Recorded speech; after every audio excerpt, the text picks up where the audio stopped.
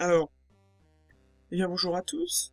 Donc voilà, je me présente, je m'appelle Ken Ménard, pourvoyeur de vidéos sur Internet, hein, affilié à aucun média, totalement indépendant, autant structurellement que financièrement, c'est très important, on ne peut pas avoir d'indépendance sans cela.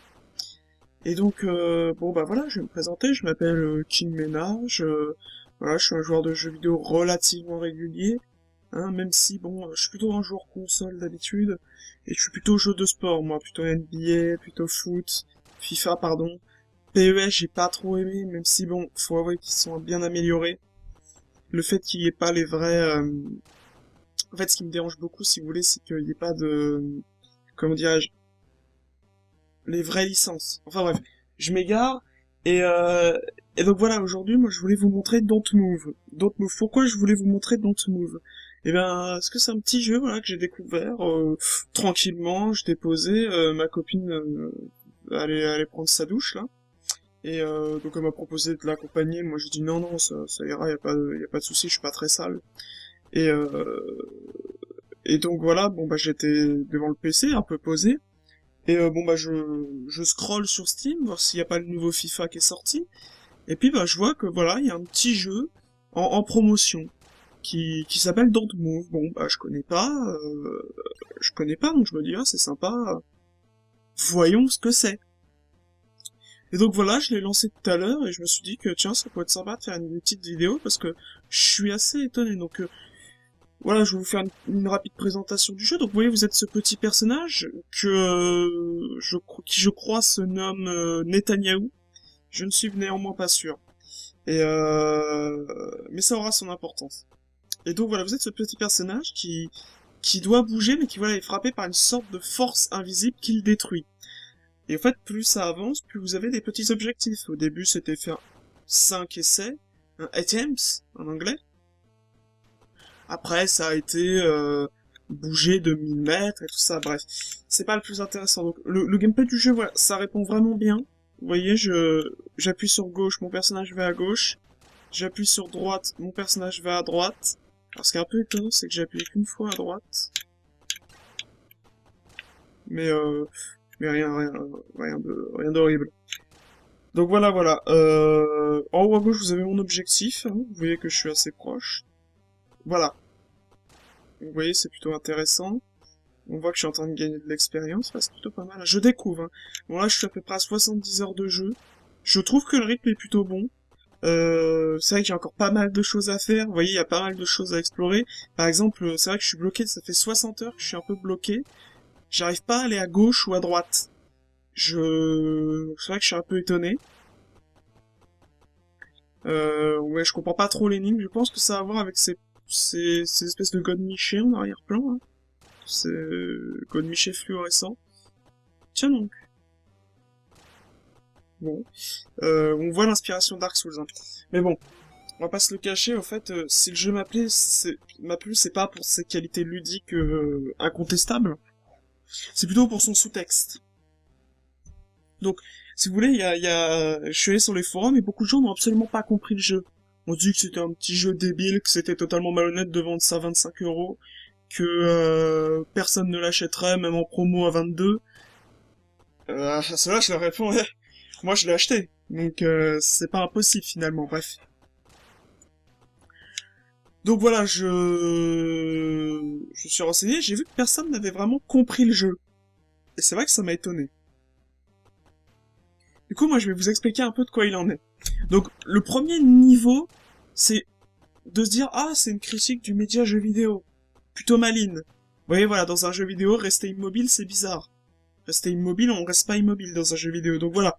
L'idée, c'est que tout avance. Si vous restez immobile, vous ne mourrez pas, tout ça. Mais, pour que ça avance plus vite, vous allez avancer. Vous allez mourir. Mourir tout le temps. Sans comprendre. Et pourtant, vous allez quand même essayer. Vous allez essayer. Et puis, vous allez débloquer des choses. Et puis, vous vous dites, ah, qu'est-ce qu'il y a après? Est-ce qu'il y a quelque chose après?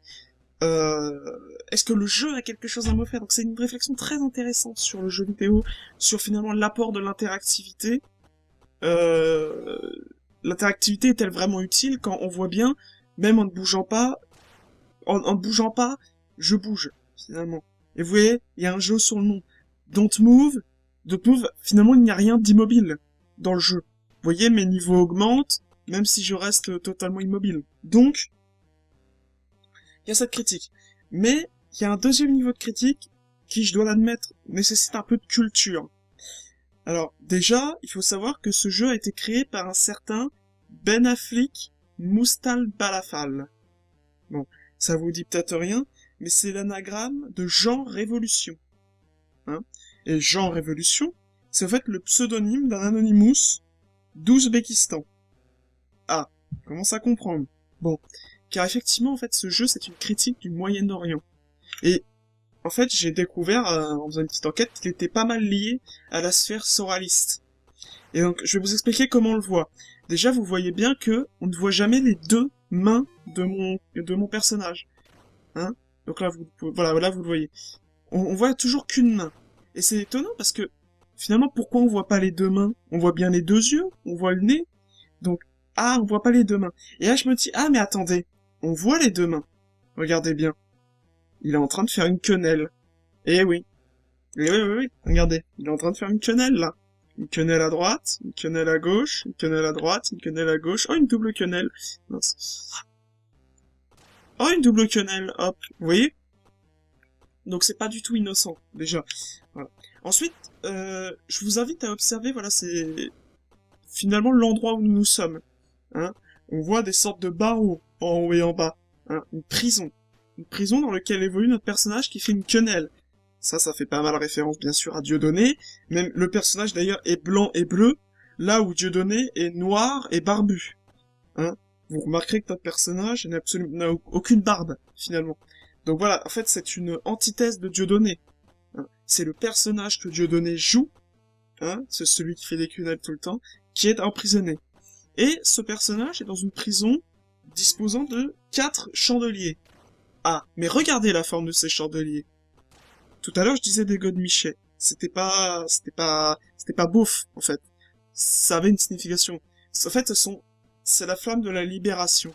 C'est la flamme de la liberté. Regardez. Cette flamme-là, où je me tiens, elle bouge moins. Et, étonnamment, elle est au centre. D'accord? C'est la gauche, en fait. C'est très très intelligent. C'est une critique de la gauche française, qui est immobile, et qui n'arrive plus finalement à ensoleiller le paysage politique. C'est très important de comprendre ça. Bon.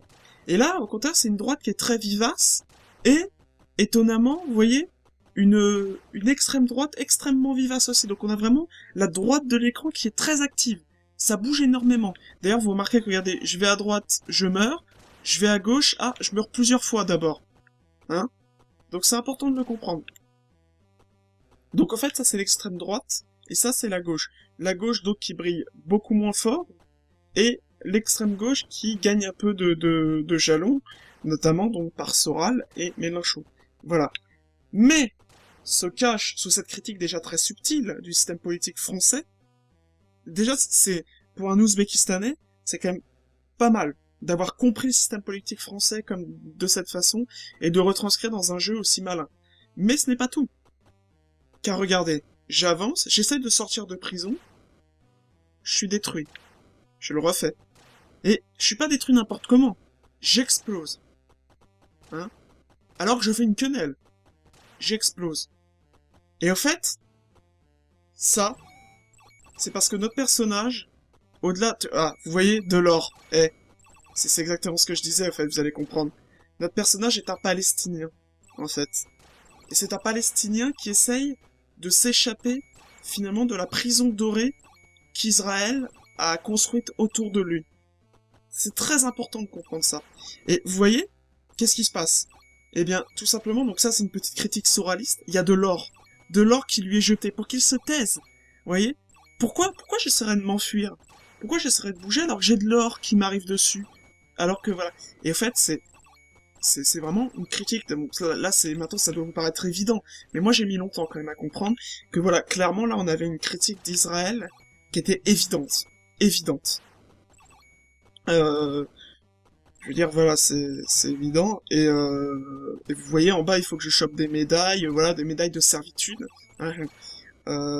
C'est pas pour rien que notre personnage s'appelle Netanyahou. Hein. Toujours, on est dans la critique subtile. Hein.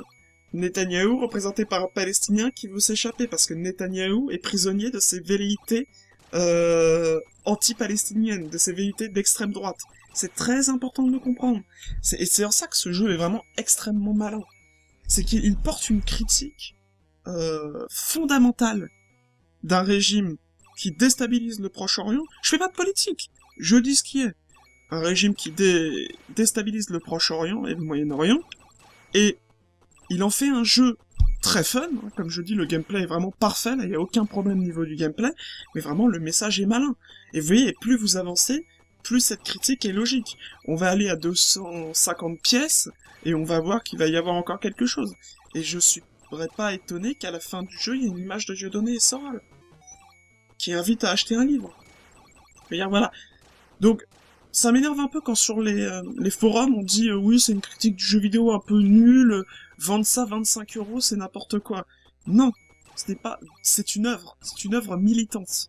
C'est vraiment une œuvre extrêmement importante. Vous voyez, des trophées. Des trophées pourquoi?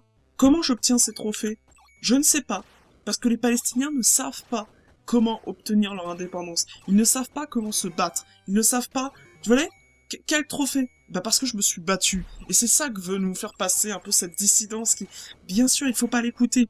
Mais voilà, cet Ouzbékistanais veut finalement nous faire comprendre que on ne sait jamais quand est-ce qu'on a des récompenses, mais il faut se battre. Même si on explose au bout de 5 secondes, et que ça paraît chiant, et que ça paraît con, et que c'est moche, et tout ça, il faut se battre. Et au fur et à mesure, on va débloquer des choses, et on va se battre. Et vous voyez, on va y arriver finalement. Et c'est en ça que ce jeu est vraiment extrêmement malin. Et voilà, je pense qu'il fallait un peu redorer le blason de ce jeu. Donc voilà. Je pense que Soral va l'éditer dans une édition prestige chez Contre-Culture. Vraiment, je vous le conseille, c'est un très bon ouvrage. C'est un jeu d'arrêt d'essai ouzbékistanais. Il faut le laisser s'exprimer aussi. C'est vrai que l'Ouzbékistan est un pays riche d'un point de vue culturel, qu'il faut vraiment laisser s'exprimer. Alors, je remarque encore une fois que cet auteur est vraiment intelligent. Regardez le trophée en haut à droite, il ressemble à une bombe. Il ressemble à une bombe. Et oui, les bombes qui pleuvent sur les Palestiniens. On récompense les efforts des Palestiniens avec des bombes. Voilà. Donc c'est ce que je voulais vous dire. Et je suis vraiment très étonné d'avoir découvert ce jeu et toute la richesse vraiment qu'il propose. Bon, vous êtes assez chanceux aujourd'hui puisque j'ai découvert un autre jeu un peu dans la même veine que je vais vous montrer maintenant. Donc on va quitter Don't Move.